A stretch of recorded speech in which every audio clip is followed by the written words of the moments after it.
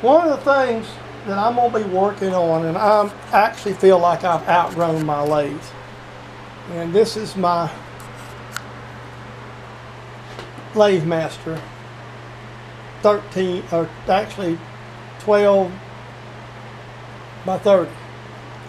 Decent lathe, but it's got a lot of drawbacks, and one of them is just I've outgrown it. It's just not rigid enough to do some things when I start cutting on things, and I'm really going to in the market for another lathe.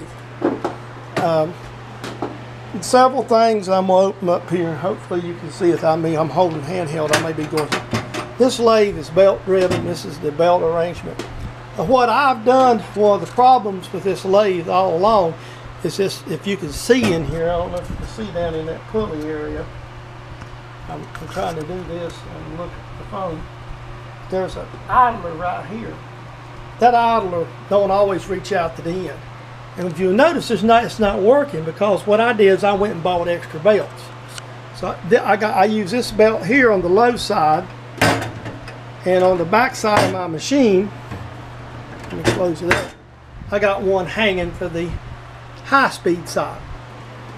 The switch inside, I had some trouble with it, and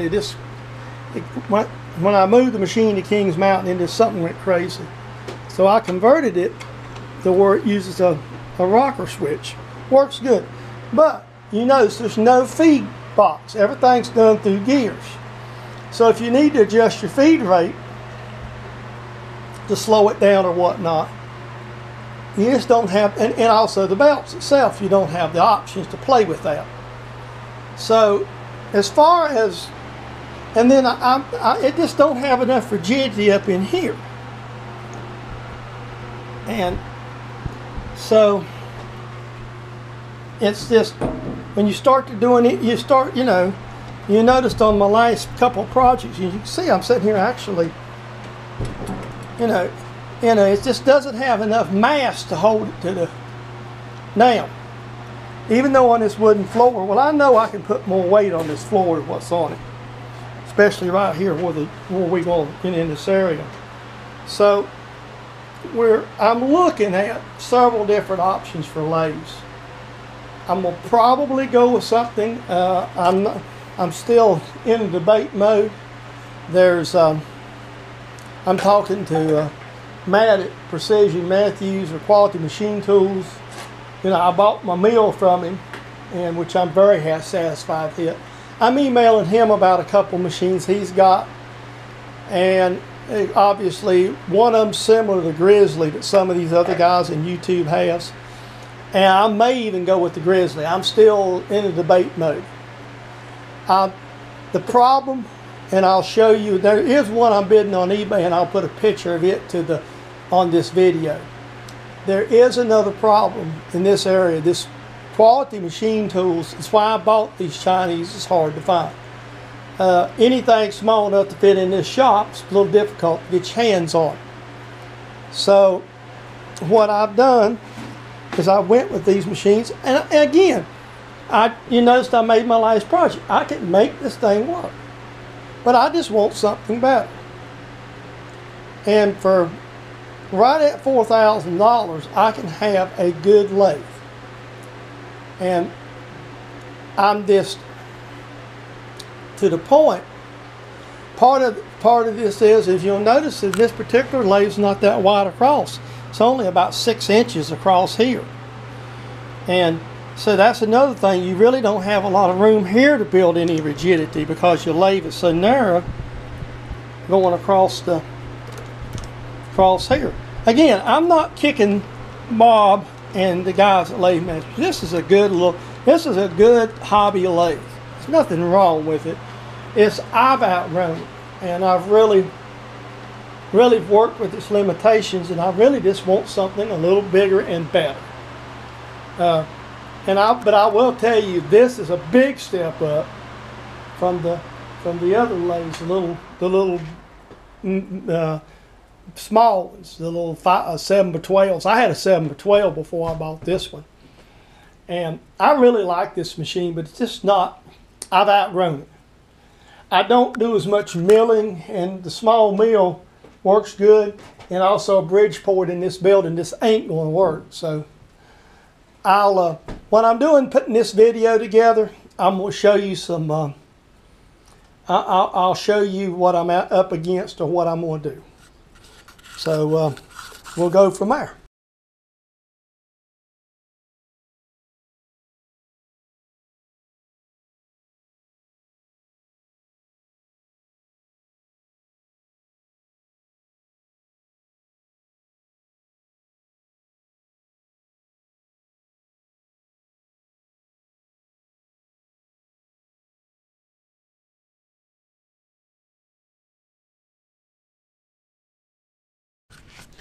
Now, you've seen the videos or the pictures of the lathe in my introduction about another lathe. I'm still debating on the lathes.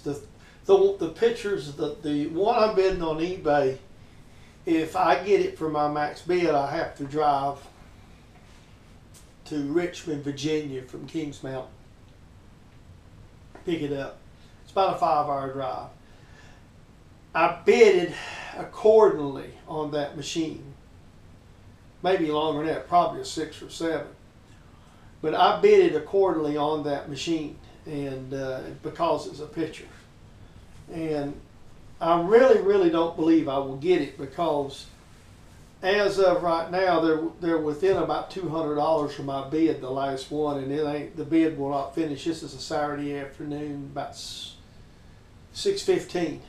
And the bid runs it's about 24 hours to run on that bid. So I would think that I would probably get sniped at the last minute, but you just don't never know. Excuse me, turning around. So I'm really probably trying to decide between the two machines from Matt, the 2 PM machines. The new machine looks appealing, but I'm really scared of couple things. I mean, I have a weight limitation, because you see my shop, and the drive system, which sounds really good, you know, what's going to happen down the road. And the second thing is the machine, while it's lighter, excuse me, my little man wants up here, while the machine's drive system is much lighter on the machine from the PM 1228, excuse me, VF, is probably 400 pounds lighter than the 1236 or the 750G, which both basically the same machine. And according to the shipping prices, and I've got another email off the Matt about the 1236 and the shipping. You know, I have dealt with Matt. I do have a PM mill, and I'm really satisfied with it.